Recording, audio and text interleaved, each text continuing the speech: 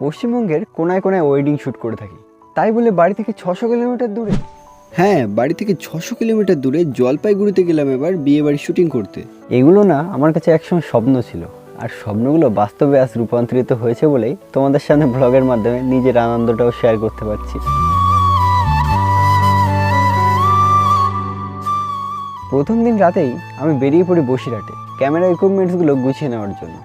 তারপর আমাদের ক্যামেরার সরঞ্জাম আর ওষুধপত্র নিয়ে ব্যাগপত্রগুলো রেডি করে ফেলি আর বেরিয়ে পড়ি রাত 11টার সময় শেষ ট্রেনে করে দমদমের উদ্দেশ্যে। इस ट्रेन का अगला स्टेशन मध्यमग्राम है। দমদম থেকে নেমে দাদার বাড়িতে যখন পৌঁছায় তখন ঘড়ি কাটায় রাত প্রায় 1টা। ওই সময় খাবারের জন্য জোম্যাটোই আমাদের একমাত্র ভরসা, তাই অনলাইন থেকে খাবার অর্ডার করে সেরেই নিই ডিনারটা। আসলে আমাদের ট্রেনটা ছিল সকাল 9টার সময়, তো সকাল 9টার সময় তো বাড়ি থেকে যাওয়া একটা অসম্ভব ব্যাপার। আমার বাড়ি থেকে ওই স্টেশনের দূরত্ব খুব সম্ভবত 100 কিলোমিটারের কাছাকাছি। তো সে কারণেই একদিন রাতে অ্যাডভান্স কিন্তু আমরা আমাদের টিম মেম্বার দাদার বাড়িতেই চলে এসেছিলাম দমদমে, আর আমাদের ট্রেনটা ছাড়ার কথা ছিল কলকাতা স্টেশন থেকে। তাই পরের দিন সকাল হতেই আমরা কিন্তু ক্যাব বুক করে পৌঁছে যাই কলকাতায়। তারপর আমি ট্রেনে উঠে সিট নাম্বার দেখে নিজের সিটটা খুঁজতে শুরু করি।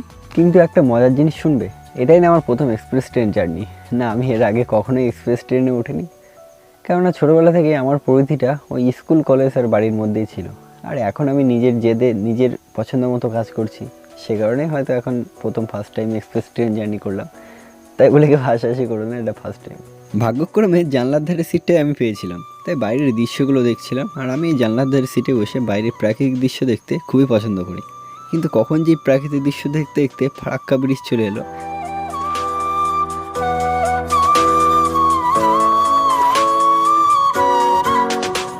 আর এইভাবেই বাইরের প্রাকৃতিক দৃশ্য দেখতে দেখতে কখন যে সময় পেরিয়ে গেল, সকাল থেকে বিকেলও হয়ে গেল।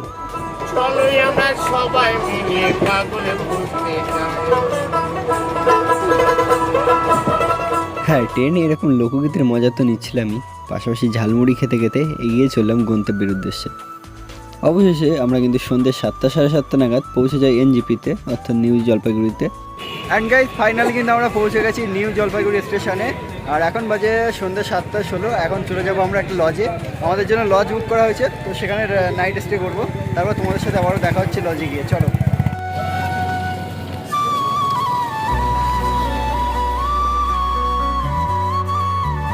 গাইস, ফাইনালি কিন্তু চলে আসলাম আমাদের রুমে, আর রুমটা বেশ সুন্দরই। আর আছে আমার পাশে দাদা, একসাথে আমরা দুজন আজকে রুমে স্টে করবো। তো কাল থেকে সকাল থেকে শুটিং শুরু হয়ে যাবে আবার। তো চলো, আজকের মতো টাটা, গুড নাইট। কালকে তোমাদের সাথে আবার দেখা হচ্ছে। হাতটা ইয়ে করবো। আর একবার খাও। আচ্ছা আচ্ছা। ভোর 4টের সময় ঘুম থেকে উঠে কিন্তু শ্যুট করে চলে আসলাম, আর এখন এসে রেস্ট নিচ্ছে আবারও। এখন বাজে ভোর 5টা খুব সম্ভবত, আবারও ঘুমিয়ে পড়বো। তো ভোরবেলা ছিল দধিমঙ্গল, তো সেটা শ্যুট কমপ্লিট করলাম। এখন আবার একটু রেস্ট নিচ্ছি, এরপরে আছে আবার গায়ে হলুদ, তখন আবার দেখা হচ্ছে তোমাদের সাথে। তারপর আবার সকাল 10টার সময় ঘুম থেকে উঠে গায়ে হলুদ এবং আদার্স যে রিচুয়ালসগুলো ছিল সেগুলো কমপ্লিট করলাম আমরা। তারপর বেরিয়ে পড়েছিলাম কয়েকটা সিঙ্গেল শট নেওয়ার জন্য। দাঁড়া, আমি ভিডিওটা নিই, এবার আমার দিকে তাকাও, হাসি।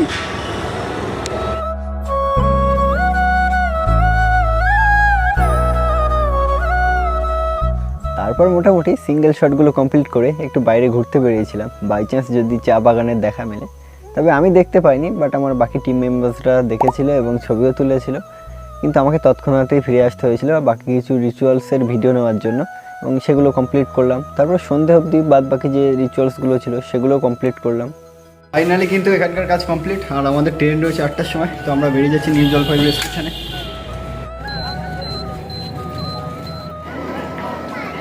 আসলে ওখান থেকে বেরোতে একটু লেট হয়ে গেছিলো, তবুও পৌঁছে দেখি ট্রেন এসে হাজির। তারপর ট্রেনে উঠে নিজের সিট খুঁজে শুয়ে পড়েছিলাম ঠিকই, কিন্তু সারাটা রাত ঘুমাতে পারিনি, যেহেতু আমাদের কাছে অনেক দামি দামি ক্যামেরা ছিল, তো সেগুলোকে আমাদের পাহারা দিতে হচ্ছিল। আর এইভাবেই পাহারা দিতে দিতে সারাটা রাত কেটে গেল। ভোর 5:30টায় হাওড়া এসে ট্রেনটা থামে, আর তারপর আমরা বেরিয়ে পড়ি শিয়ালদার উদ্দেশ্যে। আর আমরা কিন্তু ডাইরেক্ট হাওড়া থেকে এখন শিয়ালদা চলে এসেছি। 7:40-এর ট্রেন আছে, তো এখান থেকে আমি আবার কলেজে চলে যাব। পরপর 3 রাত ভালো করে না ঘুমানোয় আমার চেহারার অবস্থা কিন্তু খুবই খারাপ হয়ে গেছিলো। তারপর আমি শিয়ালদহ থেকে বেরিয়ে পড়ি আমার কলেজ ব্যাবলা স্টেশনের জন্য। অবশেষে স্টেশন থেকে নেমে আমি কিন্তু অলরেডি চলে এসেছি আমার কলেজের রাস্তার উদ্দেশ্যে। আর এদিকে দেখছি ভাই বৃষ্টি হয়েছে, আমাদের ওদিকে যদিও বৃষ্টি হয়নি, আমাদের ওদিক মানে আমি জলপাইগুড়ি থেকে আসছি। আর এখানে আমি যখন কারেন্ট সিচুয়েশনে আছি, মানে কারেন্ট লোকেশানে, এখান থেকে জলপাইগুড়ির দূরত্ব হলো 499 কিলোমিটার। তো প্রথমবার মনে হয় এরকম কেউ আসে যে 499 কিলোমিটার জার্নি করে সোজা কলেজে আসছে। ওই যে পিছনেই কলেজ দেখা যাচ্ছে, চলে এসেছি কলেজে প্রায়। তো এখন বাজে 9:53, সে কারণে কলেজের গেট তো খোলেনি, আর এখন গেলে হয়তো আইডি কার্ডও নেই, সে কারণে ঢুকতে দেবে না। তো যাই হোক, এই ভ্লগের মাধ্যমে এইসব ডাইরেক্টলি আমি কোনো রেস্ট না নিয়ে জার্নি করেই কলেজে চলে আসছি। অনেকে হয়তো ভাবতে পারো যে আমি এতটা কষ্ট করছি সেটা সব করছি, কিন্তু আসল ব্যাপারটা হলো যে কলেজে এসেছি অন্য কারণে। এখন যদি আমি কোনো লজে থাকতে চাই, সেখানে তো মিনিমাম আমাকে 500 টাকা দিতেই হবে। তো 500 টাকার চেয়ে কলেজে আসা ভালো। আর কলেজে একটা ক্লাসও আছে মাইনর প্রজেক্টের, তো সেটাও কমপ্লিট করে এখন বেরিয়ে যাবো আবারও কাজের উদ্দেশ্যে। তো চলো কলেজে যাওয়া যাক। অ্যান্ড এদিকে দেখি কলেজ প্রাঙ্গণে জলও জমে গেছে, মোটামুটি ভালোই বর্ষা হয়েছিল। তবে সবার ফার্স্ট আমি কলেজে চলে এসেছি, কেউ এখনো পর্যন্ত আসেনি। আর এখন আছি কলেজের বাথরুমে। সকালবেলা ব্রাশ করার টাইম পাইনি, তাই এখন কলেজের বাথরুমে আসলাম ব্রাশ করতে। আলাদা লেভেলের ভাই, ইতিহাস করে দিচ্ছি আজকে। আর যেহেতু রাতেরবেলা খাওয়া হয়নি, তাই বন্ধুকে দিয়ে খাবার আনতে পাঠিয়েছিলাম। থ্যাংক ইউ বন্ধু, খাবার এনে দিল। চলো এখন ডিনার কি লাঞ্চ সব একসাথে কমপ্লিট করে নেই। ফাইনালি কলেজ কমপ্লিট করে বন্ধুর সাইকেলে করে যাচ্ছে এখন স্টেশনের দিকে ট্রেন ধরার জন্য। তারপর আবার প্রায় 2 ঘন্টা ট্রেন জার্নি করার পরে বাসে করে চলে আসি কলকাতা বাগুইআটিতে। ফাইনালি কিন্তু আমরা পৌঁছে গেছি আজকের কাজের লোকেশনে বাগুইআটিতে। তো একটু বাদে কাজ স্টার্ট হবে। এখনও পর্যন্ত তারা ক্লায়েন্ট এসে পৌঁছায়নি, তারা ফ্লাইটে আছে। তো তারা আসলেই কাজ স্টার্ট হয়ে যাবে বলছি। এখনও তারা এসে পৌঁছায়নি, কখন আসবে জানি না। আর আমারও ভাই ক্লান্তির চোটে ভাই চোখের তলা ডার্ক সার্কেল এমনিতে চলে এসেছে, ঘুম হয় না কতদিন। আমাকে কিন্তু বিয়ের ভিডিও করতে দেখা যায়নি, তার কারণে আমাদের টিম মেনলি দুটো ভাগে ভাগ হয়ে গেছিলো। একটা বিয়ে ভবত কমপ্লিট করছিল আর আমরা বাদবাকিগুলোই সামলাচ্ছিলাম। তবে আমি ছিলাম গ্রুম সাইডে। তো রাত 9টা 9:30 10টা নাগাদ কিন্তু ক্লায়েন্ট চলে আসে বাড়িতে, বউ আর বর আর কনে চলে আসে। তো তাদেরকে বরণ করা, তারপরে বধূ বরণ, তারপরে বিভিন্ন ধরনের কড়ি খেলা আছে, তারপরে যে রিচুয়ালসগুলো হয় সেগুলো সব কমপ্লিট হলো। বাট সত্যি কথা বলতে না, তখন মনের মধ্যে তো এনার্জি নেই, সাথে দেহের এনার্জিও নেই। মাঝে মাঝে আমার নিজেরই সন্দেহ হচ্ছিলো আমি মানুষ তো নাকি রোবট। ক্লায়েন্টের আসার কথা ছিল সন্ধ্যে 7:30 নাগাদ, আর তারা এসেছে সন্ধ্যে ঠিক নয়, রাত 9:30 10টার টাইমে। তো যার কারণে আমি আমার বাড়ি যাওয়ার শেষ ট্রেনটাও মিস করি, আর শেষ সুযোগটাও আমার হাতছাড়া হয়ে যায়। তখন একটু চিন্তায় পড়ে গেছিলাম যে রাতের বেলা কোথায় থাকবো। আর গ্রুমের বাড়িতেও একটু ভিড় ছিল, সে কারণে ওখানেও থাকার ব্যবস্থা নেই। তো যাই হোক, একটু চিন্তিত পড়ে গেছিলাম। সে কারণে সব বন্ধুবান্ধব আশেপাশে যারা আছে সবাইকে কল করলাম, বাট সেভাবে কাউকে পেলাম না। অবশেষে উপায় না পেয়ে শ্যামনগরের এক বন্ধুকে ফোন করলাম এবং সে বললো চলে আয় ভাই, আছি তো।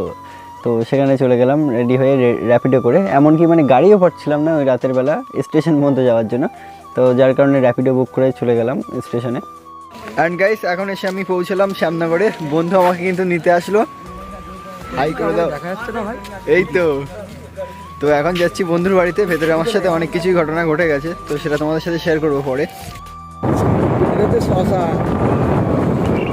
র্যাপিডো করে আমি বিধাননগর পর্যন্ত এসেছিলাম, আর বিধাননগর থেকে এই শ্যামনগর পর্যন্ত আসতে প্রায় রাত 1টা বাজতে যায়। তো এই সময়ে আমাকে স্কুটিতে করে নিতে চলে আসলো বন্ধু, সত্যিই বন্ধু। কিন্তু ওই রাত 1টার সময় হঠাৎ করে প্রবল বর্ষা নামে, আর দাঁড়িয়ে পড়ি রাস্তার এক কর্নারে, যেহেতু আমার কাছে অনেক দামি ক্যামেরা আছে।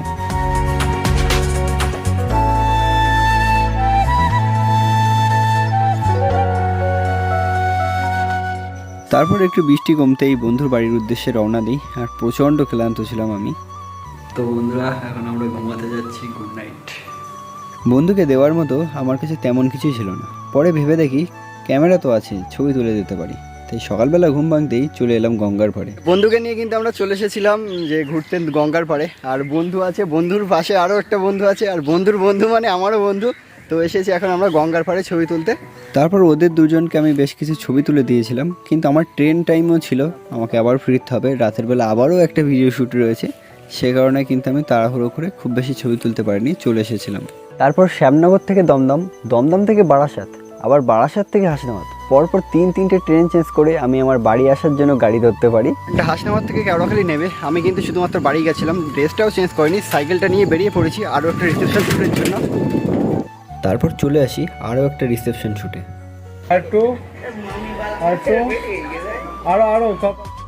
আজকের মতো reception shoot complete. And guys, reception shoot complete করে কিন্তু এখন চলেছি আমরা বাড়ির উদ্দেশ্যে। আমরা 3 জন আছি।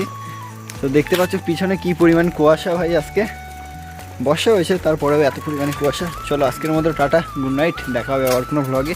আর এনার্জি নেই যদিও, তবুও কথা বলে চলেছি তোমাদের সাথে। ভালো লাগে ভ্লগের মাধ্যমে সব কিছু শেয়ার করে মেমোরিগুলো স্মৃতিবন্দি করতে। লোকে ডায়েরি লেখে আর আমি ভ্লগে আপলোড করে রাখি ভিডিওর মাধ্যমে, এটাই পার্থক্য।